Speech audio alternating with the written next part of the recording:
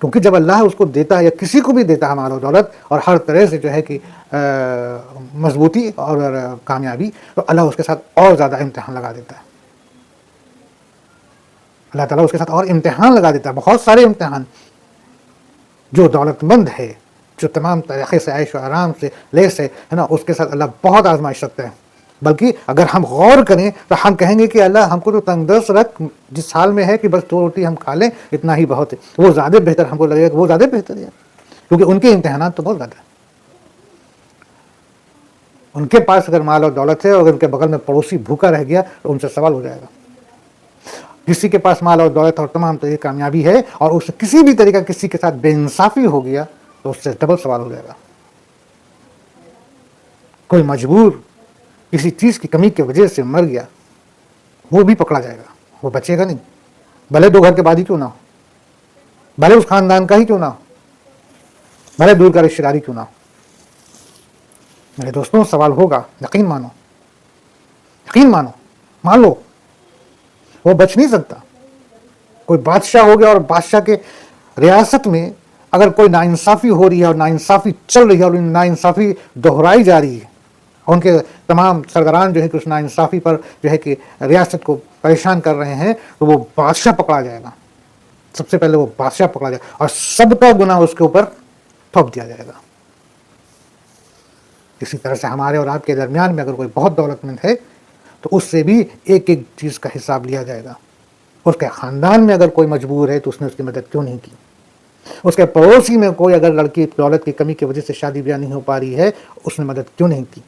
اس کے بغل کا بچہ اگر ان پڑھ رہ جا رہا ہے اور اسکول نہیں گیا، مدرسہ نہیں گیا، دینی تعلیمات نہیں حاصل کیا، اس سے سوال ہو جائے گا. کوئی اس کے نزدیک کا کوئی اس کا دوست اسباب ہے، وہ مجبور ہے لیکن شرم کے مارے کچھ بول نہیں پا رہا ہے، اس کا بھی سوال اس سے ہوگا. تو اس کے مقابلے میرے بھائیوں اگر ہمارے پاس ہم اگر تندرست ہیں تو ہم زیادہ بہتر ہیں نا بھائی، ہم سے سوال کم ہوں گے. ہاں، حلال رزق کی تمنا کرنا ہے، حلال رزق کی تمنا کرنا ہے، کیونکہ حلال رزق ہے تب تو ٹھیک ہے. اور اگر حرام رزق ہے اور حرام رزق والا دولت مند ہے، کروڑ پتی ہے، ارب پتی ہے، کھرب پتی ہے، تو اس کا تو کوئی معنی نہیں ہے. اس کے دولت تو بالکل ایسا ہے جیسے کہ کہہ لیا جائے کہ ریت، تپتی چٹان پر پڑی چند ریت، کوئی معنی نہیں. نہ اس کو جو ہے کہ محض جو دور سے اس کو خوشنما لگ رہا ہے، وہ تو ایسا ہے کہ ایک ہوا کا جھونکا آئے گا، ختم. نہ اس کے دنیا میں کام آ پاوے گا، نہ آخرت میں آئے گا. تو بہترین ٹھکانہ اللہ کا وعدہ کیا ہے کہ بہترین ٹھکانہ کن کے لیے؟ جو لوگ ایمان لائیں اور جنہوں نے نیک کام بھی کیے، ان کے لیے خوشحالی ہے اور بہترین ٹھکانہ ہے. بے شک اور بے شک اور بے شک. آگے اسی طرح ہم نے آپ کو اس امت میں بھیجا. اب دیکھیے اللہ سبحانہ و تعالیٰ ہمارے آقا صلی اللہ علیہ وسلم سے کہہ رہے ہیں، کیا کہہ رہے ہیں؟ اسی طرح ہم نے آپ کو اس امت میں بھیجا جس سے پہلے بہت سی امتیں گزر چکی ہیں، کہ آپ انہیں ہماری طرف جو وحی آپ پر اتری ہے پڑھ کر سنائیے. یا اللہ رحمان کے منکر ہیں، یہ اللہ رحمان کے منکر ہیں. آپ کہہ دیجئے کہ میرا پالنے والا تو وہی ہے، اس کے سوا در حقیقت کوئی بھی لائق عبادت نہیں. اسی کے اوپر میرا بھروسہ ہے اور اسی کے جانب میرا رجوع ہے. میرے عزیز دوستوں، محترم ناظرین، ذرا سنیں اللہ کیا کہتا ہے. اللہ سبحانہ و تعالیٰ ہمارے آقا حضور صلی اللہ علیہ وسلم سے کہہ رہے ہیں. کب کس حال میں کہہ رہے ہیں؟ ہمارے آقا حضور صلی اللہ علیہ وسلم جو واقعی میں رحمت دو جہاں ہیں، جو اپنی امت اور وہ تمام لوگ، قیامت تک کے لوگ، ہمارے آقا حضور صلی اللہ علیہ وسلم سب کے بارے میں سوچتے ہیں، اور وہ اس بات سے بڑے جو ہیں کہ غمگین ہو جاتے ہیں کہ میری امت کا کوئی شخص جہنم میں جائے گا اور جہنم کی جو آگ ہے اور جو عذاب ہیں اور جو تکلیف ہے وہ اس کو برداشت کرنا پڑے گا یا سہنا پڑے گا. میرے آقا حضور صلی اللہ علیہ وسلم اس بات سے بڑے پریشان، بڑے تکلیف میں رہتے ہیں. اور یہی وجہ ہے کہ میرے آقا حضور صلی اللہ علیہ وسلم نے ہمیشہ اپنی امت کے لیے چاہیں کہ تمام لوگ جو ہیں ایمان لیاویں، ایک اللہ سے رجوع کریں اور تمام اللہ کی جو احکامات ہیں اس کی ادائیگی کریں، تاکہ وہ جو زندگی ہے جو ہمیشہ ہمیشہ قائم رہنی ہے، وہاں وہ اطمینان سے خوشحال رہیں. یہ تو چند لمحے کی زندگی ہے، جو آج ہے کل نہیں ہے۔ اللہ سبحانہ و تعالیٰ نے اس دنیا کے بارے میں تو کہہ دیا ہے، ہمارے آقا صلی اللہ علیہ وسلم نے بتا دیا کہ اللہ کے نزدیک یہ دنیا تو ایسی ہے جیسے مرا ہوا بکری کا بچہ، اتنی بھی نہیں ہے۔ ہمارے آقا صلی اللہ علیہ وسلم نے بتا دیا مثال کے طور پہ کہ سمندر میں اگر اپنی چھوٹی انگلی ڈالو اور نکال لو اور جتنا پانی آپ کی انگلی میں رہ جاوے، اللہ کے نزدیک اتنا بھی دنیا نہیں ہے، کیونکہ وہ رحمان، وہ خالق کائنات نے جو انسانوں کے لیے جو جگہ جو مقام بنایا ہے، وہ تو اللہ نے جنت بنایا ہے، اور جنت کے لیے بے شمار اس میں بہترین چیزیں دے رکھا ہے، لیکن ایک شرط لگا رکھا ہے کہ میرے اس انعام کے لیے، اس چیز کے لیے جو ہم نے تمہارے لیے بنائی ہے، پانے کے لیے تم کو حق پہ رہنا ہے۔ تم حق سے پھسلے تو تمہارے لیے جہنم کا بھی ٹھکانہ ہے، اور اس چیز کو جہنم سے بچانے کے لیے اللہ نے بھی اپنے بندوں کے لیے جو ہے کہ اپنے نبیوں، اپنے رسولوں، اپنے پیغمبروں کو بھیجتے تھے کہ جا کے انہیں بتا دو، غفلت میں نہ پڑے، بعد میں وہ نہ کہیں کہ ان کو بتایا نہیں کیا۔ ہمارے آقا حضرت صلی اللہ علیہ وسلم بھی اسی طرح سے بڑے غمگین اس بات پہ ہو جاتے تھے کہ جو ہے کہ ہماری امت کا بندہ جو ہے کہ اللہ کے عذاب میں نہ پڑ جائے۔ تو اللہ سبحانہ و تعالیٰ کہتے ہیں کہ آپ جس طریقے سے اپنی امت پر اللہ کے رسول، اللہ کے نبی بن کے آئے ہیں، آپ سے پہلے کے بھی کئی امت پر کئی رسول ہم نے بھیجا، کئی نبیوں کو ہم نے بھیجا، کئی پیغمبروں کو ہم نے بھیجا، اور انہوں نے بھی جو ہے کہ اللہ کے احکامات کو، حق بات کو، دین الہی کو انہیں بتایا، سمجھایا، کہا ہے نا، اور جن لوگوں نے ان کی بات کو مان لیا، ایمان والے ہو گئے، مسلمان ہو گئے، مومن ہو گئے، ان کے لیے تو بہترین، اور جن لوگوں نے نہیں مانا ان کے اوپر میں نے عذاب ڈال دیا، ان کو ختم کر دیا، نستنابود کر دیا، ان کے اوپر ایسی عذاب اتری کہ جو ہے کہ قرآن بیان کر چکا ہے، اور جو ان میں لوگ جاننے والے ہیں وہ جانتے ہیں۔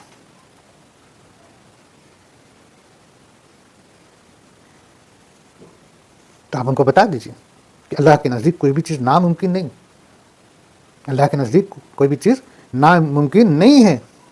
آپ بتا دیجیے کہ تم سن لو، جان لو، تم سے پہلے بھی امتی آئے ہیں اور ان کے اوپر بھی رسول آئے ہیں، انہوں نے بھی یہی بات توحید کی دعوت دی، اور جنہوں نے مانا ان کا تو ٹھیک ہے، ان کا بھلا ہی بھلا ہے، اور جنہوں نے نہیں مانا ان کے اوپر اللہ نے عذاب اتارا، اور تم سب دیکھتے ہو اور جانتے ہو، ہے نا۔ آپ انہیں ہماری طرف سے جو وحی آپ پر اتری ہے پڑھ کر سنائیے، یا اللہ رحمان کے منکر ہیں۔ اللہ نے کہہ دیا کہ جو لوگ میری وحی کو سن رہے ہیں اور انکار کر رہے ہیں، بے شک وہ رحمان کے منکر ہیں۔ اللہ نے رحمان لفظ بولا کیونکہ اس وقت کفار قریش کو لفظ رحمان سے جو ہے کہ بڑی تکلیف ہوتی تھی، تو اللہ نے ان کو اسی لینگویج میں بتایا کہ آپ کہہ دیجئے کہ بے شک اللہ رحمان ہے، اور تم رحمان سے انکار اگر کرو گے تو تمہارا ٹھکانہ کیا ہے۔ تم پہلے کے امتیوں اور پہلے کے جو ہے کہ لوگوں کے بارے میں تم اگر دریافت کرو تو تمہیں پتہ چل جائے گا ان کا کیا ٹھکانہ ہوا۔ قوم نوح جنہوں نے بات نہیں مانی، کیا ہوا؟ قوم سمود، قوم لوط، قوم عاد، سب کا کیا ہوا؟ ٹھیک ہے نا۔ اللہ سبحانہ وتعالیٰ کہتے ہیں کہ آپ پر اتری ہے نا، آپ جو وہی آپ پر اتری ہے پڑھ کر سنائیے، اللہ رحمان کے یہ منکر ہیں۔ آپ کہہ دیجئے کہ میرا پالنے والا تو وہی ہے، اس کے سوا در حقیقت کوئی بھی لائق عبادت نہیں، ہے نا۔ اللہ سبحانہ وتعالیٰ کہتے ہیں ہمارے آقا حضرت صلی اللہ علیہ وسلم سے کہ آپ کہہ دیجئے کہ آپ جو ہیں کہ ہماری عبادت کرتے ہیں، اور آپ ہم کو اپنا پالنے والا پروردگار اعلیٰ مانتے ہیں، اور یہی حقیقت ہے، اس کے علاوہ اور کچھ نہیں، ہے نا۔ یعنی کہ آپ ان کو کہہ دیجئے تاکہ ہمارے آقا حضرت صلی اللہ علیہ وسلم کہہ دیں کہ دیکھو ہم جن کی عبادت کرتے ہیں وہی ہمارا پروردگار اعلیٰ ہے، وہی ہمارا مالک ہے، وہی ہمارا کائنات مالک ہے، وہی رب العالمین ہے، اور در حقیقت وہی عبادت کے لائق ہے، اس کے سوا اور کوئی نہیں۔ اس چیز کو آپ جو ہے ڈکلیئر کر دیجیے، اور میرے آقا صلی اللہ علیہ وسلم نے یہی چیزیں کہی، ٹھیک ہے۔ آپ کہہ دیجئے کہ میرا پالنے والا تو وہی ہے، اس کے سوا در حقیقت کوئی بھی لائق عبادت نہیں، اللہ کے سوا کوئی عبادت کے لائق نہیں، اسی کے اوپر میرا بھروسہ ہے اور اسی کے جانب میرا رجوع ہے۔ یعنی آپ ان کو کہہ دیجئے کہ میں صرف اللہ ہی پر بھروسہ کرتا ہوں، اور میں جو ہے کہ اسی سے رجوع کرتا ہوں، اور میں یعنی کہ کیا معنی ہوگا کہ ہمارے آقا حضرت صلی اللہ علیہ وسلم سے پہلے تو اللہ یہ کہہ رہے کہ آپ کہہ دیجئے یہ باتیں جو حق ہے، جو سچ ہے، جو آپ کرتے ہیں، آپ ان کو بتا دیجئے کہ آپ ایسا کرتے ہیں۔ آپ کہہ دیجئے کہ آپ صرف میری ہی عبادت کرتے ہیں اور آپ مجھے ہی لائق سمجھتے ہیں اور مجھے سے آپ رجوع کرتے ہیں، اور ہمارے آقا حضور صلی اللہ علیہ وسلم جو کرتے ہیں یا جو ان کا ایمان ہے، جو ان کا طریقہ، وہی مسلمان کا طریقہ ہے، وہی مومن کا طریقہ ہے. اور جو مسلمان کا طریقہ ہے نا، وہ اس کے اگر خلاف اگر جاتا ہے، ایمان کے خلاف جاتا ہے، دین کے خلاف جاتا ہے، ہمارے آقا حضور صلی اللہ علیہ وسلم کے خلاف جاتا ہے، قرآن کے خلاف جاتا ہے، اللہ کے خلاف جاتا ہے، تو بے شک اس کا ٹھکانہ کیا ہے؟ ٹھیک نا؟ تو ہمارے آقا اللہ سبحانہ و تعالیٰ کہتے ہیں ہمارے آقا حضور صلی اللہ علیہ وسلم سے کہ آپ ان کو بتا دیجئے کہ آپ میری ہی عبادت کرتے ہیں اور مجھے ہی لائق سمجھتے ہیں اور آپ مجھے سے رجوع کرتے ہیں. آپ یہ بات ان کو بتا دیجیے. آگے اگر کسی قرآن مطلب توریت، زبور، انجیل، قرآن، تمام آسمانی کتاب کے ذریعے پہاڑ چلا دیے جاتے، یا زمین ٹکڑے ٹکڑے کر دی جاتی، یا مردوں سے باتیں کرا دی جاتی، پھر بھی وہ ایمان نہ لاتے. بات یہ ہے کہ سب کام اللہ کے ہاتھ میں ہے، تو کیا ایمان والوں کو اس بات پر دل جمع نہیں کہ اگر اللہ تعالیٰ چاہے تو تمام لوگوں کو ہدایت دے دے؟ کفار کو تو ان کے کفر کے بدلے ہمیشہ ہی کوئی نہ کوئی سخت سزا پہنچتی رہے گی، یا ان کے مکان کے قریب نازل ہوتی رہے گی تا وقت کا وعدہ الہی آ پہنچے. یقیناً اللہ تعالیٰ وعدہ خلافی نہیں کرتا. میرے دوستو، میرے عزیز،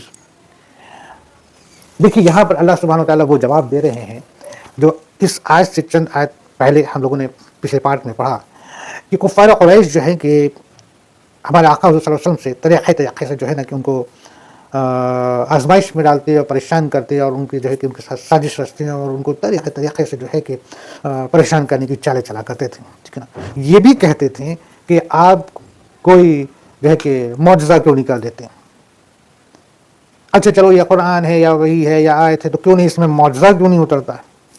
یہ حقیقتاً در حقیقتاً اگر ہم اس پہ غور کریں اور آپ بھی غور کریں تو آپ کو بھی محسوس ہوگا کہ یار یہ کس طریقے کی بات ہے کہ ہم سے اگر کوئی حق بات بتائی جا رہی ہے تو ہم اس میں معجزہ یا جادو تلاش کریں، ہے نا؟